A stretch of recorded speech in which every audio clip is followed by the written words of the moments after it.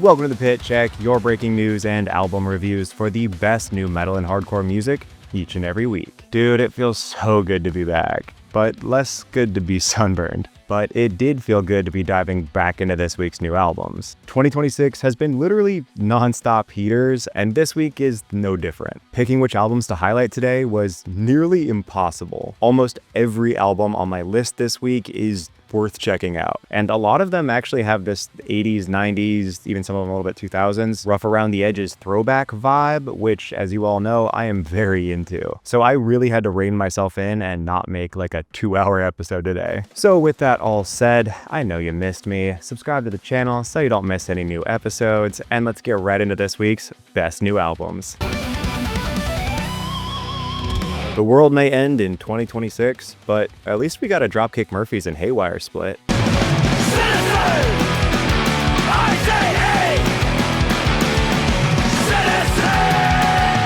I love these passing of the torch moments where you get one of the most iconic punk bands of all time teaming up with one of the hottest hardcore bands on the scene for this really fun new split EP, New England Forever. New England Forever, tattooed across my chest. I'll be here forever. They lay me. I mean, it makes sense. They're both from Boston, or at least Massachusetts? Huh, I always thought they're from Boston. And man, is this thing just dripping in that Boston hardcore punk sound. It's fun-loving, yet angry and aggressive. It's punky and melodic, and generally just a beer-drinking, chanting with your friends, fighting on the streets at 3 a.m. kind of vibe. Take a stand, no surrender, no compromise. One of the coolest things about this EP, and something that you kind of rarely actually see with splits, is the total merger of their styles. This split is 8 songs total, with each band doing 2 original songs and 1 song that's a cover of the other band, which is just such a cool concept, and 2 songs that are just both bands smashed together. It's been a long time coming.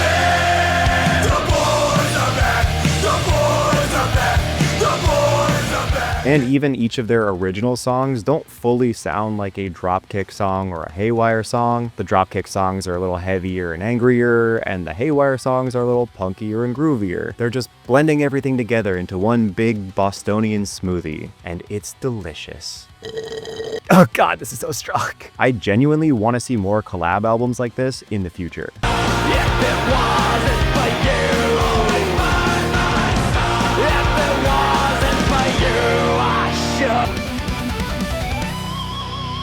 I never thought we'd actually get new Poison the Well. Broken souls, the changes breaking from the unknown. The legendary and pioneering metalcore band Poison the Well is back with their first album in 17 years, titled Peace in Place.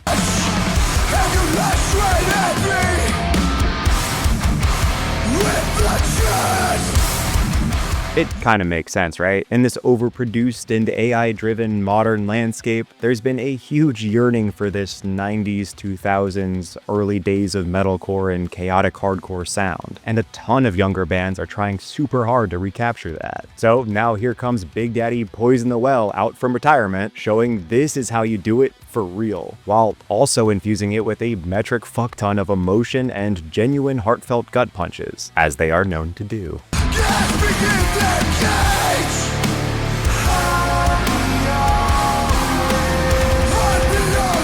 Man, I miss this band. Something they've always been so good at is fusing that aforementioned emotionality with some clean choruses, and all without ever feeling like they're tacked on or needed as like a hook to sell the song. Instead, they feel like much needed emotional payoffs, whether it's these moments of stillness or whether it's belting out a cathartic sing-along. This band knows exactly how to pull your heartstrings.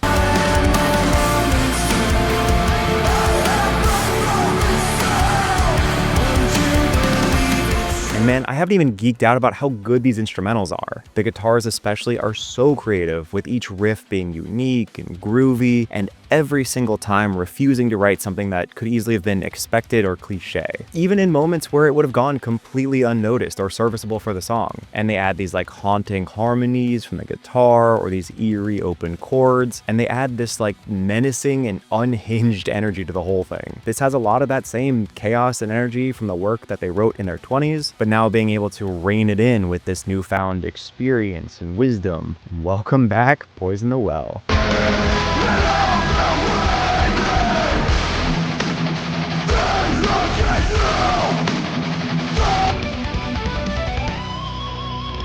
Alright, the kids are gonna be just fine.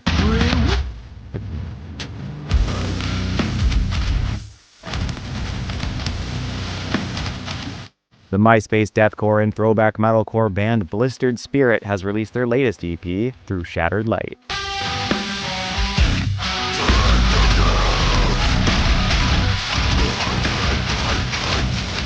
I've said it 1,000 times, but this record label, Becoming Strife, is constantly proving their skill at finding the absolute best of the throwback and revival core scene. Blistered Spirit is a great example. This is another MySpace-flavored band that doesn't just rip off 2000s riffs and call it a day. Instead, this is carefully crafted to have their own identity and sound, while still having fun and playing off of the tropes and iconography of that 2000s sound.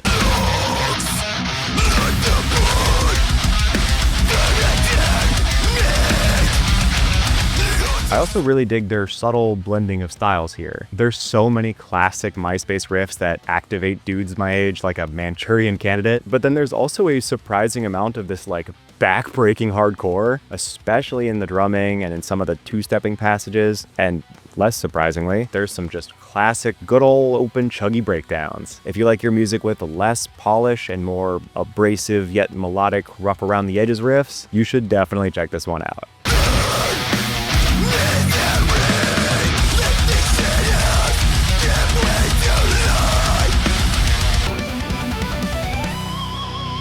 I also wanted to give a huge thanks and shout out to the bands Bore and Scorched Mind.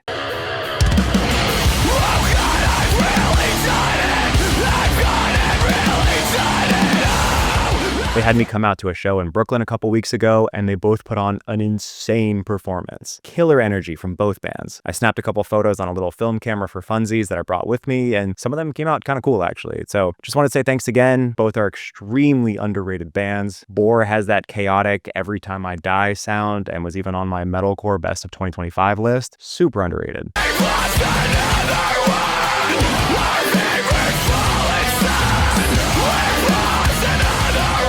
And Scorched Mind is making some killer, like, new age death metal that is unhinged and super good.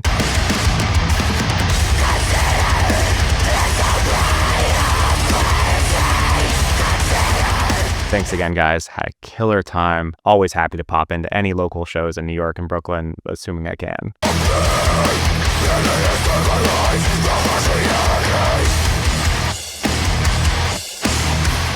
And speaking of shoutouts, huge thank you to Traumatization. Oh my god, what did I knock over? I'm knocking over everything. Oh my god. And speaking of shoutouts, huge thanks to Traumatization for sending me this sick-ass hoodie.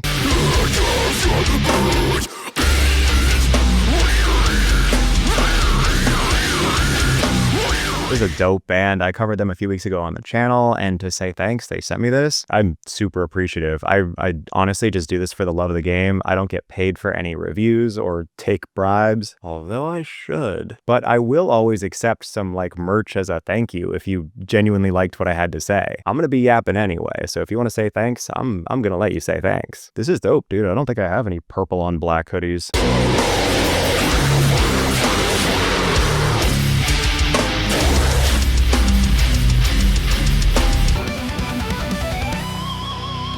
This band sounds like it's straight from 1994. That was only like 12 years ago, right?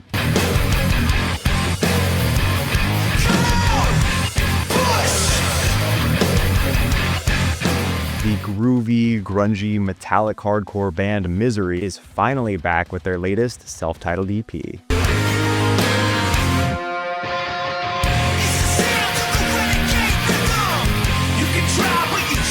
Honestly, this one kind of has like Faith No More vibes. You know, those like 80s, 90s hard rock, grunge, rap, new metal vibes, Rage Against the Machine adjacent. It's got those like rap sing vocals and then the 80s, 90s yell for the more aggressive parts. And this thing is stuffed so full of the grooviest driving bass lines you've ever heard and just really sick old school heavy metal riffs.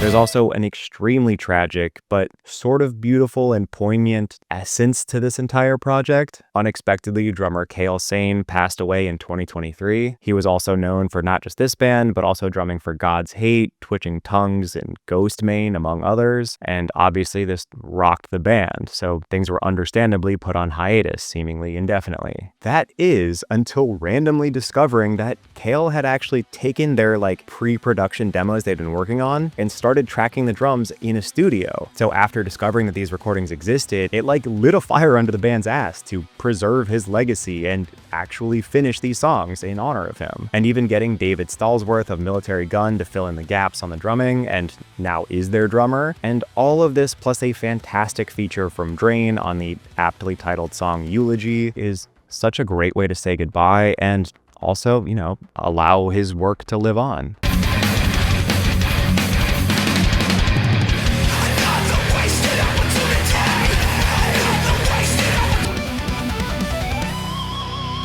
I think it's pronounced Gaerea.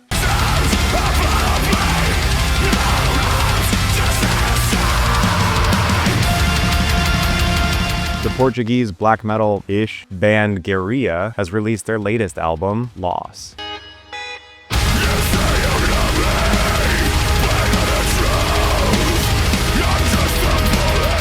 Dude, this is like if Betraying the Martyrs was a black metal band. And I don't just mean that because I swear to God the vocalist sounds just like him.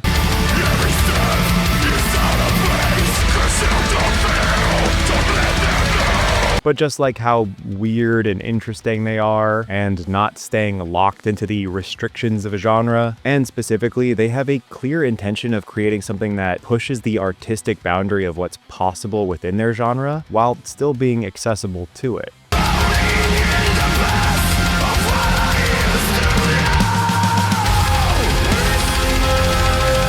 I found myself really enjoying this one, although it's clearly gonna be super divisive. And not just because the lyrics are fine. To be fair, I generally do give a pass to bands where English isn't their first language, but the real sticking point here is that, honestly, this is just a wildly diverse album that touches everything from black metal to deathcore to like prog and metalcore, and in a weird way, it doesn't feel disjointed, it actually feels weirdly approachable because of that. Like, no matter the heavy shit you're into, there's an access door into this band, but obviously that is going to be the thing that's going to make not only black metal purists upset, but diehard fans of their earlier sound are also going to have a pretty tough time with this one.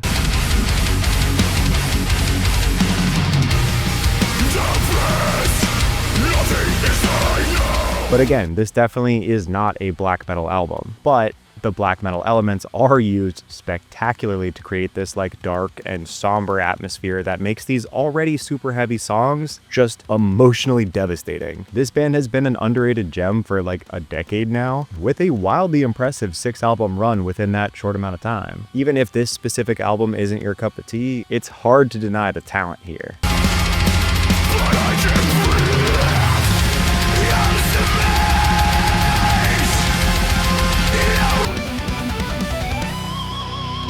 Need some more tech death in your slam?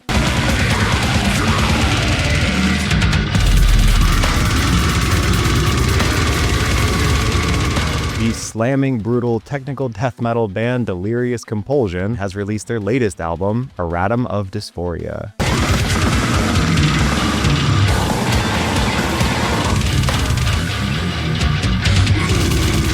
I swear to God, someone must have heard my note about needing to hear more bass guitar in death metal, and they were like, oh, okay, you want bass? I'll give you bass.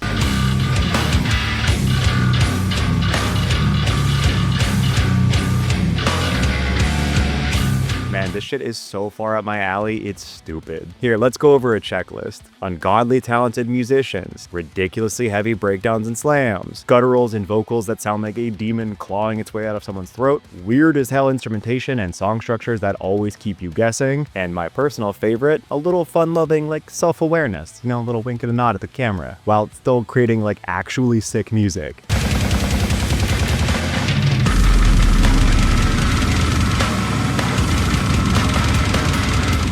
I mean, I know I already said it, but I love the instrumentals here. It's like a technical jazz band picked up some cursed sheet music. The experimentation and creativity here is unrivaled for this genre, with so many moments that make you stank face just because they're so unexpected, and also stupidly heavy.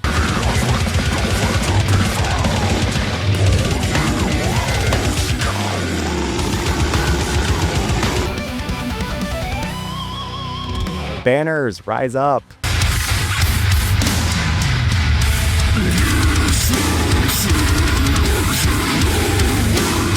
The brutally heavy deathcore band Banners Raised has released this surprisingly unique new EP, Manifest Dread. I'll pay 2 and Manifest Dread.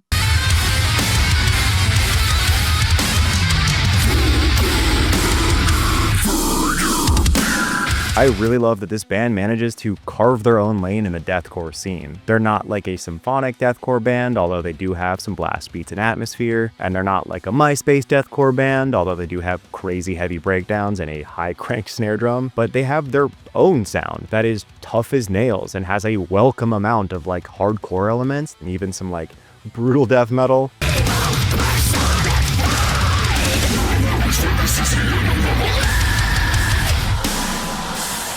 I also really like how riffy these guitars are, with some technical and brutal death metal influence, and some really disgustingly heavy, like slam and beatdown hardcore, sludgy mayhem. This band ends up being its own flavor of nastiness, and I respect the hell out of them for it. The irony about trying to describe their sound is the band's ethos itself is no genre, no drama. So basically, they're gonna just do whatever they want, and you're lucky enough to be here for the ride.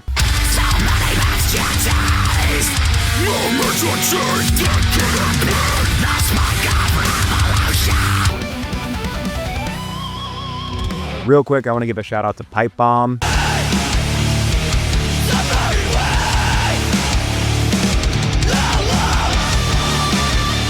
This is an awesome, chaotic hardcore / early metalcore vibe. It's actually a solo project, which is really cool. Fans of Dillinger, Converge, Norma Jean kind of vibes would really enjoy this one.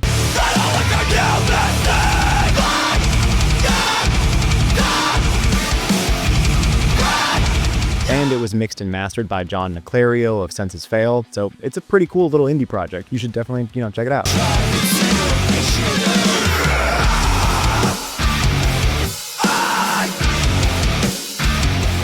Flatwounds.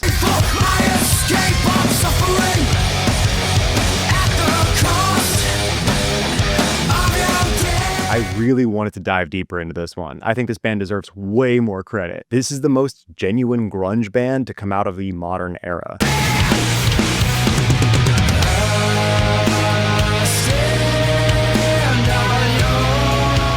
I really love grunge-inspired bands, but this band was like, no, fuck it, we're doing like actual grunge. There's also some, nu metal kind of elements in it too, which are very common for that era. It's catchy and just aggressive enough. It really feels like you're smoking and like skating a longboard in Seattle in 1993.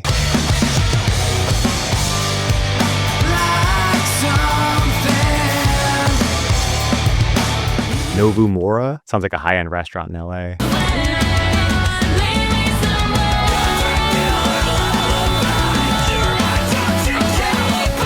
This is some really cool, jazzy, groovy post-hardcore and metalcore. It's got all of the weirdness and funky vibes that you'd expect from a Dance Gavin Dance type band, but without sounding like a cliche Swancore band. Really good stuff here.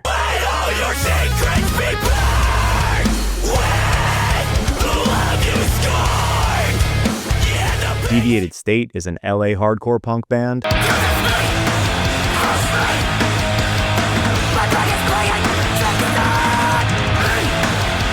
This is only a 3-song EP, but it's insane, super unhinged energy that I really dig. If you like songs that only need like 60 seconds to kick your ass, this is the band for you.